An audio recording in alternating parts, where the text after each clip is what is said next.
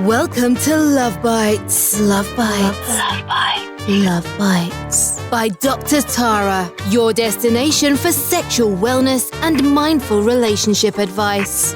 Hope you're having an orgasmic day. Hello, my Love Bites fam. I've been thinking of a way to connect with you more and answer more of your questions. So I created this new segment called In Bed with Dr. Tara, where I'll answer one or a few questions that I get from you through my website. If you'd like to ask me a question, you can go to my website, lovebites.co, and click Ask. On that page, you'll leave your name, real or fake, whatever, email, and a question. If you give more details, then I can get more specific with my answer. And I'll spend the first 3 to 5 minutes of every episode of my podcast answering your questions directly to you. All right, so to get started, my question today is from Taya. She said, "Hi there, I found you on TikTok. Oh, and I've become extremely impressed by you since looking at your website. Thank you. You seem like a wonderful and genuine person. I hope that's okay for me to say." Absolutely. Love compliments. And the fact that you start off with this kind of communication, it sounds like you're a pretty cool person. Very long story short, I've been sexually assaulted a few times in my childhood. I'm so sorry to hear that. Happens way more than any of us think, and it's really shitty. Well, you said resulting in sex and other forms of intimacy being almost entirely impossible. For years, I even considered myself asexual because I never thought I could have sex whether or not I wanted to. I'd also like to point out that other things involving sex, like reading about it in books, watching it on TV, or even being in the same room when others speak of it, makes me extremely uncomfortable and nervous.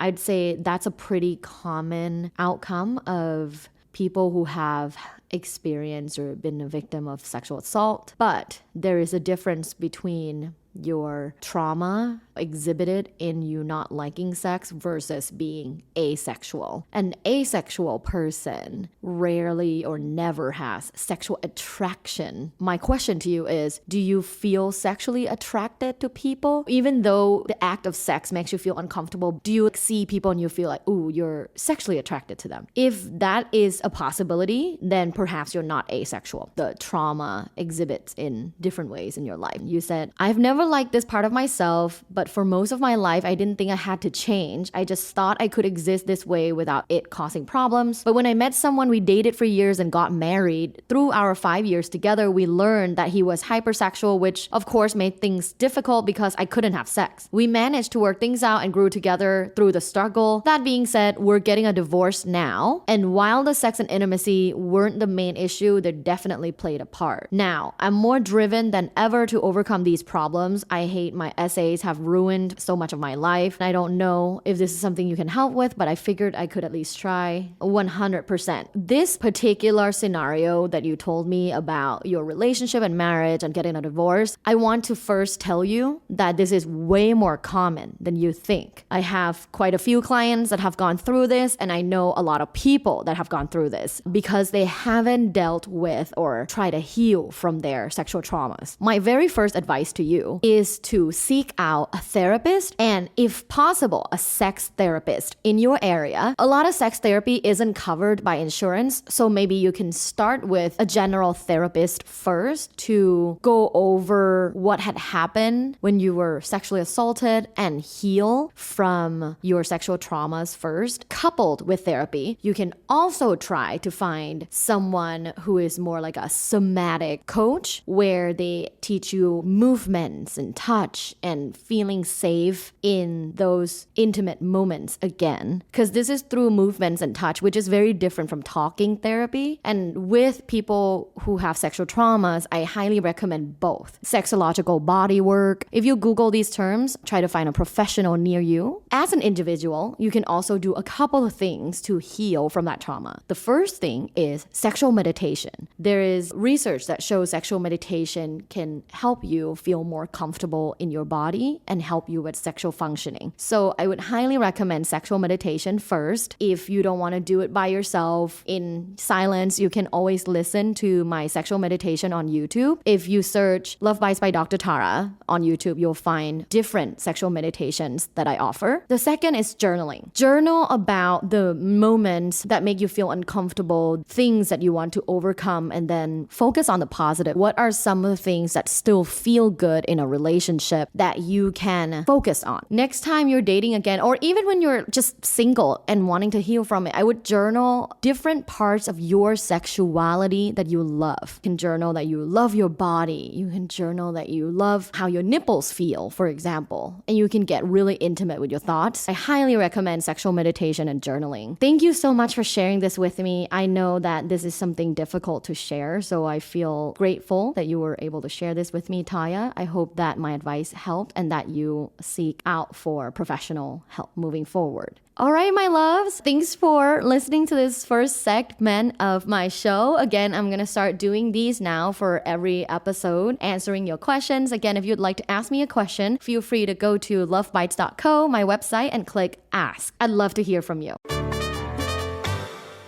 Multiple orgasms. Who doesn't want it? That sounds incredible, right? Let's talk to the multi-orgasmic expert today. Hello, my loves. It's Dr. Tara, your favorite sex and relationship expert here at Love Bites, the podcast for sexual wellness and exploration. Today with us, we have Catherine Drysdale or Wetsdale, who is a sex and relationship coach who's verified on TikTok with a community of nearly 200,000 followers. She teaches about pleasure, very important, intimacy, communication, dating, sex, and more through private coaching, online workshops, group programs, and social media. Connect with her on TikTok at I am Catherine Drysdale, and the link will be in the show notes. And you can also learn more about her and what she offers on yourpleasurepath.com. Hi, Catherine. Hi, thank you so much for having me. I'm so excited to be chatting with you today. I'm always excited to talk about orgasms, one of the best feelings in the world. I would say orgasms and having a really good poop. My favorite feelings, right? Like, okay, good poop is like, it's amazing, right? If you think about it, they both allow you to release in some sort of way. So it's either you're releasing any pent up stress, emotions, or whatever through an orgasm, but also as you poop. Sometimes I visualize releasing all the toxic energy I don't want as I'm pooping too. Just be like, okay, you're gone. I love that you immediately tie it to that because that sounds true to me. Let's talk about multiple orgasms. And I know this from your social media. You are a multi-orgasmic gal. Yes.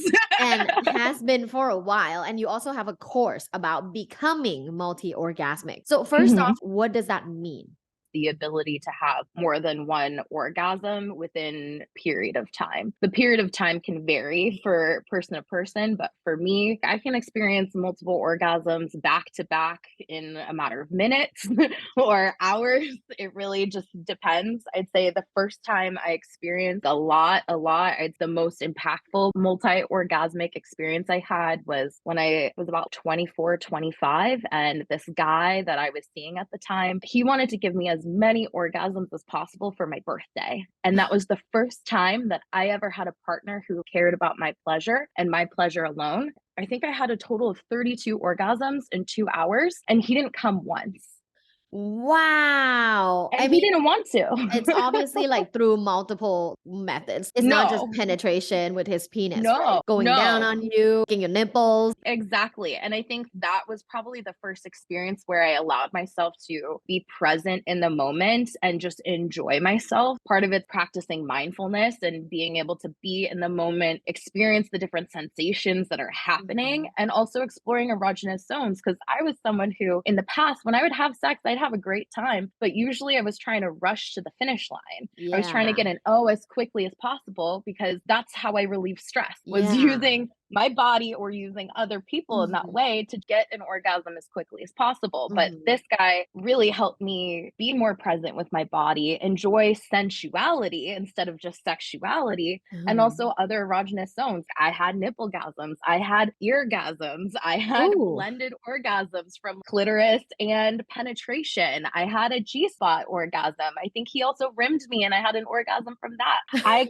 could get orgasms from just touching the side of my waist and stuff. When you're in that orgasmic state already, it gets easier and easier to keep going. I know that some people listening might think multiple orgasms mean all of them are vaginal orgasms when that's not the case. No, not at all. And I think that's also a misconception. The current stat is only 18% of people with vaginas experience penetrative orgasm.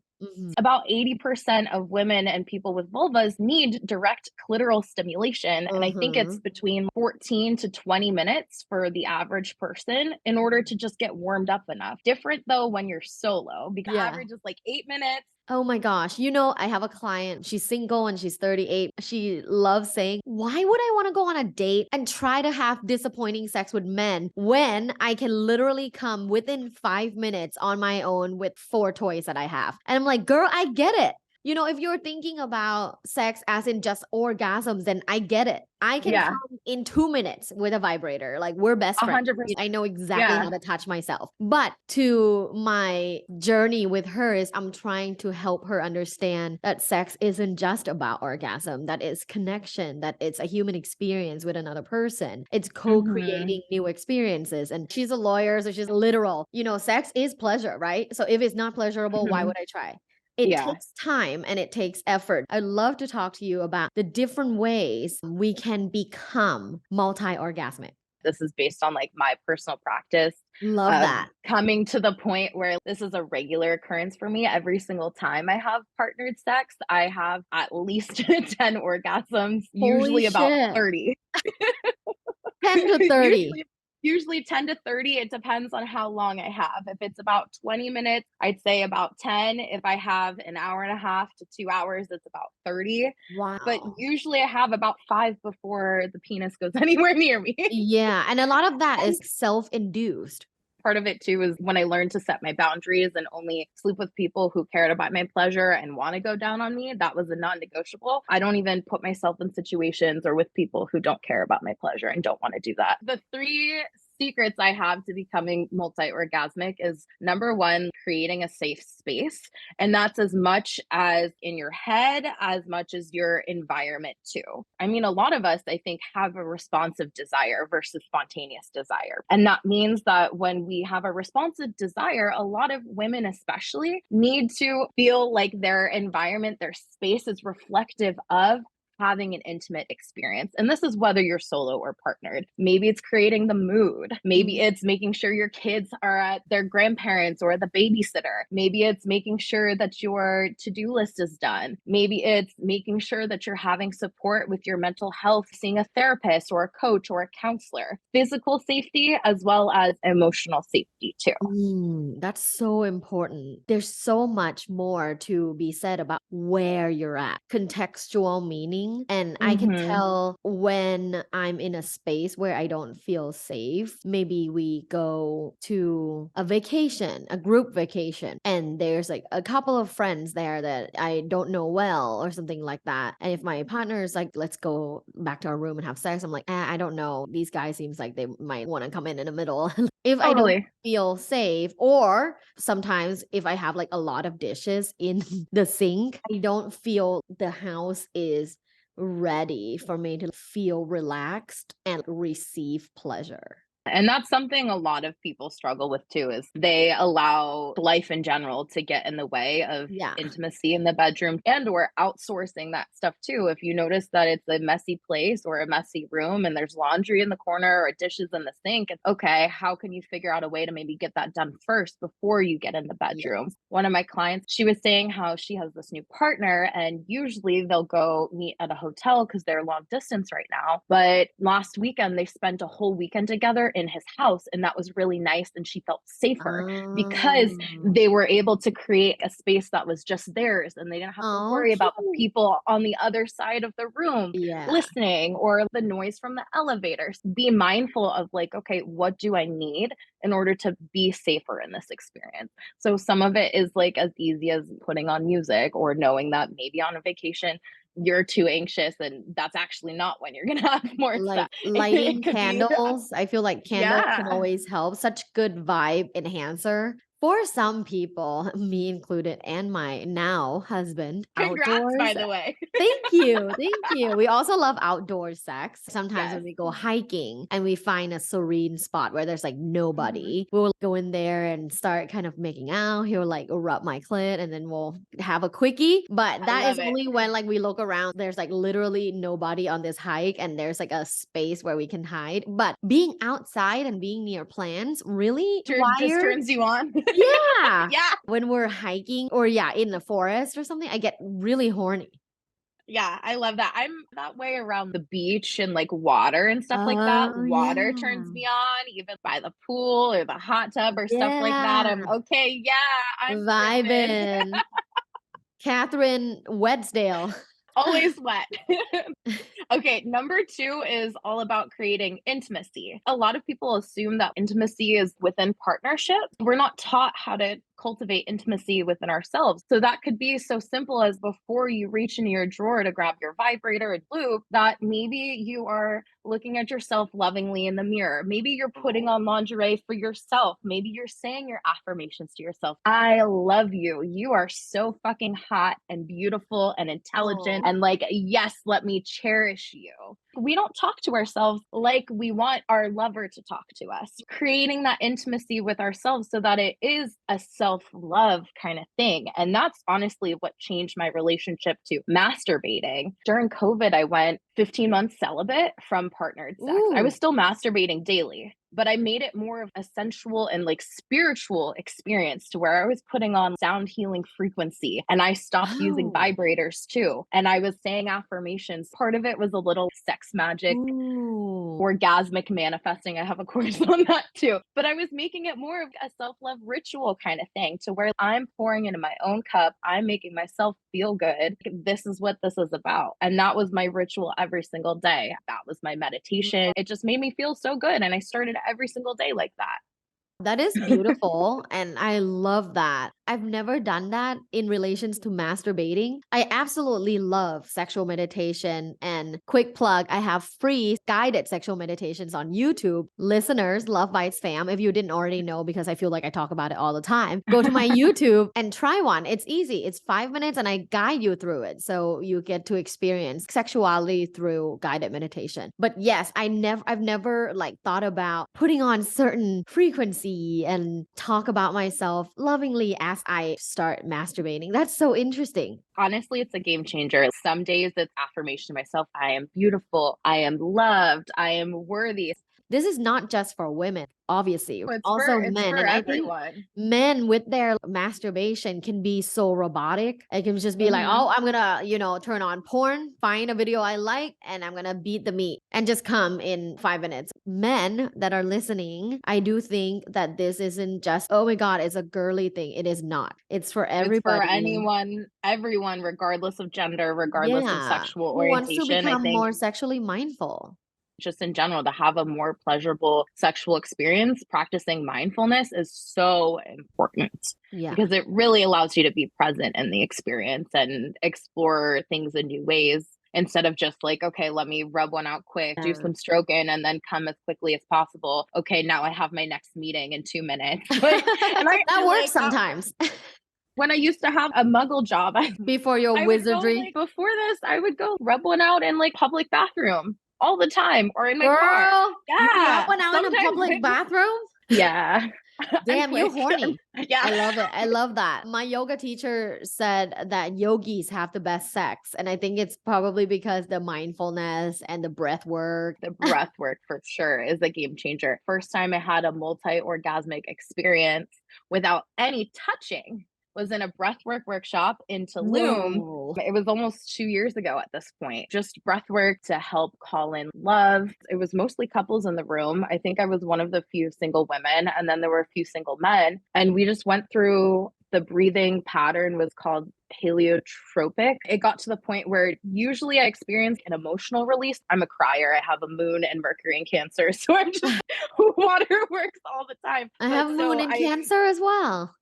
Oh, I love that. After round 2 and 3 of the breathing, I got to where I actually was having multiple orgasms just from breath, not touching anything in a room surrounded by people. Wow. And the facilitator came up to me, and even she had one of those vibrators like on her necklace Uh-huh. that she like put just on my chest right here to like encourage me to lean into it. And even though it was uncomfortable, I didn't expect to come in this class. Oh my Like, God. that wasn't my intention.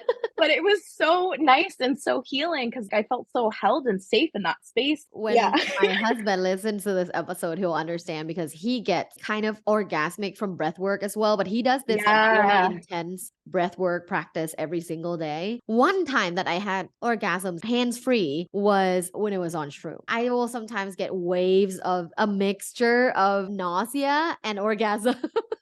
I get really nauseous, but also tingly in my pussy. And that tingly, if I continue to focus on it and contract, Yeah. then it kind of comes and comes literally. It was very powerful. I miss it. I got to go back to the gardens and do some shrooms.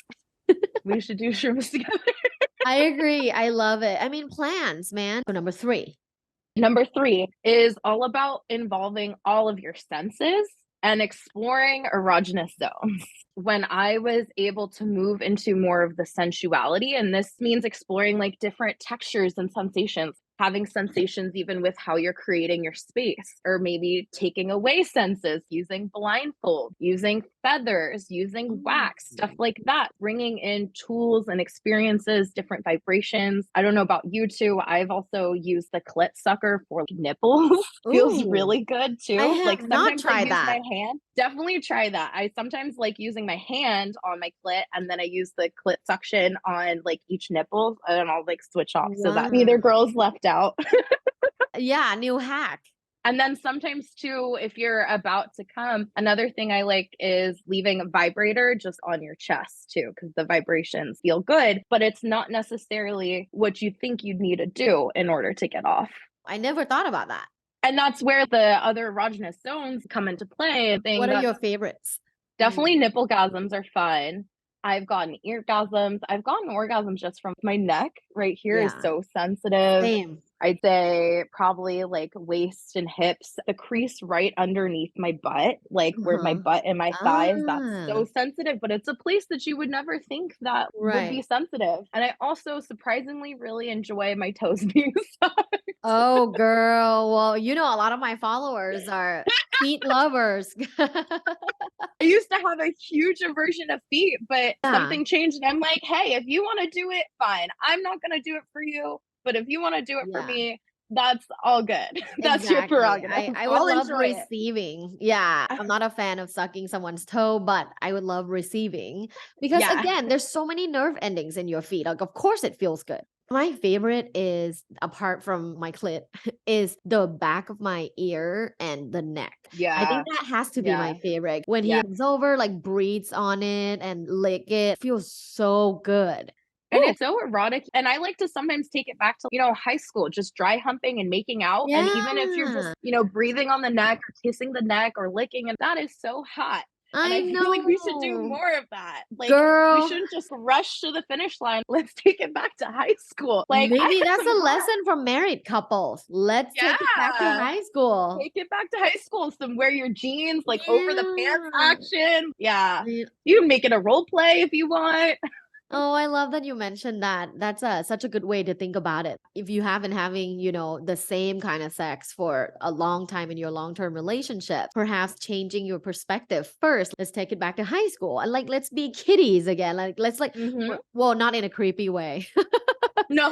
But I'm like, as I said, kitties, I'm like, that sounds creepy. Not like that. But like, we're high school, we're flirting, we're just touching, we're just breathing on the neck, kissing, and we don't need to expect we get into missionary sex. That also is when we had the surge of hormones. So it's everything felt good, even if we didn't know what the fuck we were doing. Like, Right. I know I abused like my tiny little bullet vibrator that I bought from Dispenser's, and I went through them like every 2 months. I had to get a new one. The thing was amazing. Making out with someone against the wall at going out to dinner or in the movie theater. It's the moments like that where it's fun, it's exciting, it's bringing in more novelty into it. And also I'm a just fan. like patient, giving yourself permission to sort of explore yourself and explore each other like it's the first time.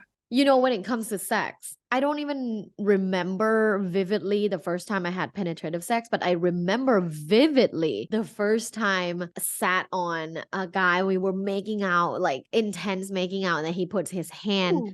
down my pants and started touching, my vulva and my clit. I remember that vividly. He was French, like he was from France. We were in the same grade and it was field trip and we were under like this trees. I got on him. We were fully clothed and we were just making out. We were kissing. I remember that moment so vividly in a very positive way. And I don't remember the feeling the first time I had dick in my pussy. I That's mean, why I really want people to rethink about what sex means to them, because the most memorable things are often not the penetration. my first sexual experience too, which is probably why I like group encounters, but I was fingered by two men What? in high school. I went to boarding school for a year. I was a bad kid. Love it. But this is in a classroom after hours with students that were my age. One of my friends dared the other one to finger me, and then he didn't do it right, apparently. So then both of them started doing it, and I was, oh, okay. Girl. Like, this is cool. I ended up later having sex that night because the one that dared the other propositioned me and was like, do you want to have sex? And I was like, sure. It wasn't great. But the fingering was the cool. fingering was amazing. And I remember that vividly. Yes. Vividly. Oh, look at us recalling the first time we had a finger on our pussy because it's hot. It's really hot. What about if you're thinking about becoming multi-orgasmic? What about people who no orgasms are needed? What do you think about that? My personal opinion is having orgasms are a part of human experience, and I think it's beautiful, and I think that everyone can tap into it. You don't have to have an orgasm to have a good time in the bedroom, Mhm. period, whether it's solo or partnered. To have an orgasm or to have multiple orgasms is not focusing on getting there. That's where a lot of people get tripped up, is on the mental aspect of feeling like it's not possible for them or feeling like it's not available for them, or they get close but not over the hump, or they feel like they think they might have had one but they're not quite sure because it seemed underwhelming. We're not taught about it. We're not taught about what it feels like. We're not taught about pleasure. A lot of people get confused, and when they think that, okay, this isn't possible for me, then that's almost like a self-fulfilling prophecy. Then you're not going to have an orgasm when you have sex. Giving yourself permission to experience pleasure and be open to it without focusing on this is the destination. Preach. That's an amazing ending. So the last part of my show is called 10 Quickies with Dr. Tara. And Ooh. what it is I'm going to give you a word and you just give me a one word or one sentence response back. Are you ready, Catherine? Yes, ready. All right. Number 1, missionary sex. I think missionary is really underrated. It's super hot, especially if you have lifted hips and legs up. Ethical porn. Ethical porn is great. I think it's important to know where it's sourced Mhm. and that the performers are paid well. Number 3, one night stand. I used to love them, not so much anymore. Number 4, G spot, real or myth. Real, so real. Number 5, cuckolding. Not for me, but I've done it. Number 6, squirting. I've never done it, but I'm open to it.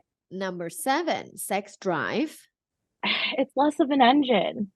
Number 8, monogamish.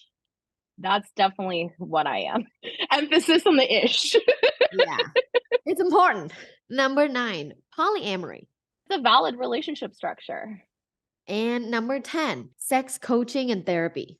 Great for everyone, even if you feel like you don't have challenge in the bedroom. Love it. Where can everybody find you? Everyone can find me on TikTok mostly or Instagram I am Catherine Drysdale or on my website at yourpleasurepath.com. Lovely. Thank you so much for hanging out with me and talking about becoming multi-orgasmic. Yeah, thank you so much. Oh, and for any listener too, if you use the code LOVEBITE, you get $10 off my multi-orgasmic course. Love it. Thank you. We love a discount. Yeah, That makes we love a us discount. horny. Everyone gets to come. Thank you. Thank you so much for offering that. And my Love Bites fam, definitely check that out. I'll have all the links in today's show notes. And per usual, I hope you're having an orgasmic day. Thanks for listening. This was Love Bites. Love Bites. By Dr. Tara. Follow Dr. Tara on social media at lovebites.co. Have an orgasmic day.